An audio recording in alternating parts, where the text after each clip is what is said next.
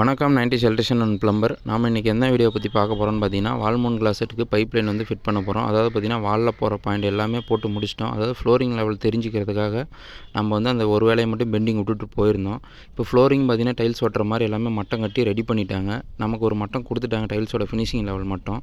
அதுக்காக நம்ம வால் மவுண்ட் கிளாஸெட் வந்து நம்ம பைப் லைன் ஃபிட் பண்ண போகிறோம். அதாவது பார்த்தீங்கன்னா, மேலேருந்து செவுத்தில் வாலில் வருது 1.25 சிபிவிசி வருது. அதுலேருந்து பார்த்தீங்கன்னா எம்டிஐ ஏற்றி புஷ் வால்வில் அவுட்லெட் போகிறது பார்த்தீங்கன்னா எம்டிஐ போட்டு அதில் வந்து பிவிசி 1.25 போட்டிருக்கோம். ஏன் பிவிசி 1.25 போட்டிருக்குன்னு பார்த்தீங்கன்னா, ஆல்மண்ட் கிளாஸ் ஃபிட் பண்ணுறதுக்கு பர்ஃபெக்டானது பார்த்தீங்கன்னா பிவிசி 1.25. சிபிவிசியும் போடுறாங்க, யூபிவிசியும் போடுறாங்க. அதுலேயும் ஃபிட் பண்ணலாம். ஆனால் நாங்கள் வந்து பிவிசி தான் எங்களுக்கு பெஸ்ட்டாக இருந்தது. நாங்கள் பிவிசி யூஸ் பண்ணுறோம்.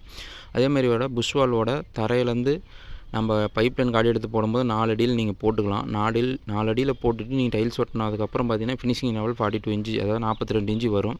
எட்ஜ் வால் பார்த்தீங்கன்னா அதேமாதிரி தரையிலேருந்து நீங்கள் 42 இன்ச்சு போட்டிங்கன்னா ஃபினிஷிங் லெவலும் அதே பார்த்தீங்கன்னா அதோட ஒரு 3 இன்ச்சு 4 இன்ச்சு குறைஞ்சி வரும். ஏன் நம்ம இந்த லெவல் போகிறோன்னு பார்த்தீங்கன்னா, டைல்ஸோட ஃபினிஷிங் மட்டம் பார்த்தீங்கன்னா அந்த ரசமட்டம் வச்சுருக்கேன், அதோட அடிமட்டம் 2 இன்ச்சு உயரம் தூக்கியிருக்கேன். அதுலேருந்து பார்த்தீங்கன்னா 7 இன்ச்சு வந்து பைப்போட 4 இன்ச்சு பைப்போட அடிமட்டம்.